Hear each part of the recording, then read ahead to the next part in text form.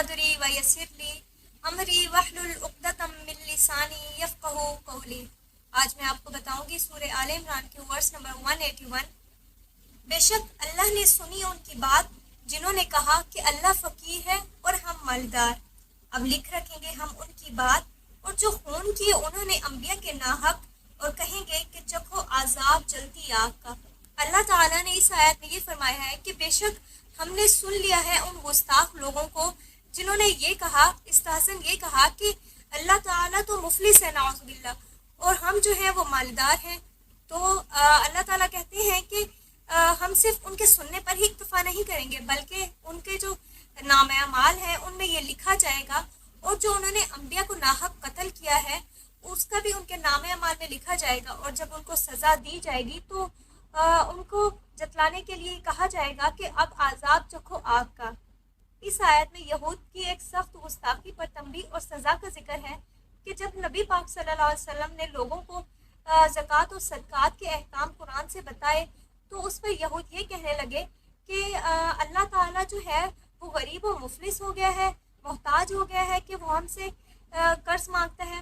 तो और हम जो है वो मालदार हैं, जभी तो अल्लाह हमसे मांगता है। जाहिर तो ये है कि इस बेहुदा कौल के मुवाफिक उनका एतकाद तो ना होगा, मगर उन्होंने ये बात सिर्फ नबी पाक सल्लल्लाहु अलैहि वसल्लम की तकज़ीब के लिए कही होगी, क्योंकि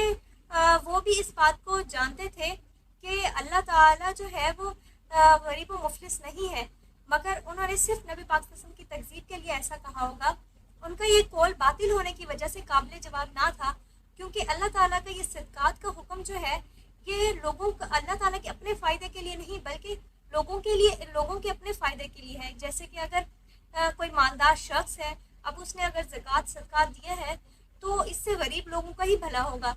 तो और अल्लाह ताला ने फिर ये कहा कि उसको दुगना दिया जाएगा, यानी अगर किसी मालेदार ने किसी को गरीब को दिया है तो उस मालदार को भी अल्लाह ताला डबल देंगे उसका। मगर इसको कहीं अल्लाह ताला के कर्ज देने के उन्मान से इसलिए कहा गया कि अल्लाह जिस तरह एक शरीफ आदमी जो है वो कर्ज की अदायगी उस पर ज़रूरी होती है, इसी तरह ही जो इंसान सदका देता है तो अल्लाह ताला ने उस पर अजर देने को अपने ऊपर लाजिम करार दिया है कि जो इंसान सदका देगा तो अल्लाह ताला उसको उसका अजर देगा। तो इसी हिसाब से कर्ज देने का कहा गया है। और जो इंसान, जो मोमिन जो है वो अल्लाह ताला पर यकीन रखता हो, उसको कभी भी इस चीज़ पर शुबा नहीं होगा जो कि यहूदी कहा करते थे। इसलिए कुरान करीम ने उनके इस शुबे का जवाब तो दिया नहीं, मगर रसूल पाक सल्लल्लाहु अलैहि वसल्लम की तकज़ीब, उनकी शान में गुस्ताखी, उनके इस्तेज़ा करने की सज़ा के जुर्म में ये फरमाया कि उनकी ये जो बातें हैं ये हम उनके नाम अमाल में लिख रखेंगे, ताकि उनको जब अजाब दिया जाएगा तो उन पर यह हज्जत तमाम कर दी जाएगी, उनके नाम अमाल उनको दिखाए जाएंगे, वरना अल्लाह ताला को लिखने की ज़रूरत नहीं है। यहूद की इस गुस्ताखी के साथ साथ उनका एक दूसरा जुर्म भी बयान किया कि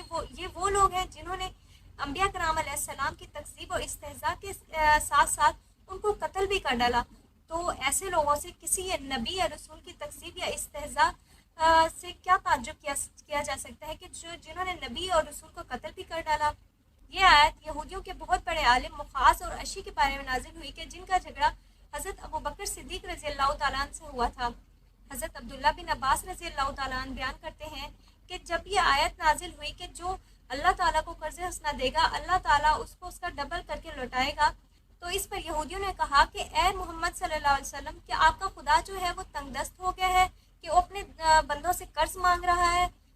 तो इस पर यह आयत नाजिल हुई। हज़रत अबू बकर सिद्दीक़ रज़ी अल्लाह तआला अन्हु का यहूदियों के मदरसे में जाना हुआ तो उन्होंने देखा कि यहूदियों के दो आलिम मुखास और अशी एक ग्रोह से बयान कर रहे हैं। तो उन्होंने कहा कि ए मुखास, अल्लाह से डर और मोहम्मद रसूलुल्लाह सल्लल्लाहु अलैहि वसल्लम पर ईमान ले आ, क्योंकि वो अल्लाह के सच्चे नबी हैं और उनका जिक्र तौरात और इंजील में भी आ चुका है। तो उस पर यहूदी ने कहा कि अल्लाह ताला हमारा मोहताज है, हम अल्लाह के मोहताज नहीं हैं, और हम तो गनी हैं कि अल्लाह ताला हमसे माल मांगता है, हम अल्लाह की तरफ आजी नहीं करते क्योंकि हम तो बेपरवाह और गनी हैं, और अल्लाह ताला तो हमारा मोहताज है और वो तो खुद सूद से रोकता है और हमें जो है वो हमें सूद देता है। इस पर हज़रत अबू बकर सिद्दीक़ रज़ी अल्लाह तआला अन्हु को बहुत गुस्सा आया और उन्होंने उस यहूदी को थप्पड़ मार दिया और कहा कि अगर यहूद के साथ अमन का मुआहदा ना होता तो मैं तेरा सर कलम कर देता। तो तो वो यहूदी जो है वो नबी पाक सल्लल्लाहु अलैहि वसल्लम के पास गया और हज़रत अबू बकर सिद्दीक़ रज़ियल्लाहु ताला अन्हु की शिकायत की कि उन्होंने मुझे मारा है। तो जब नबी पाक सल्लल्लाहु अलैहि वसल्लम ने हज़रत अबू बकर सिद्दीक़ रज़ियल्लाहु ताला अन्हु से पूछा तो उन्होंने सारा वाक़या बता दिया और वो यहूदी जो है उस वक्त मुकर गया कि उसने ऐसा कुछ कहा ही नहीं। तो उस पर यह आयत नाज़िल फरमाई गई, वमा अलैना इल्लल बलागुल मुबीन।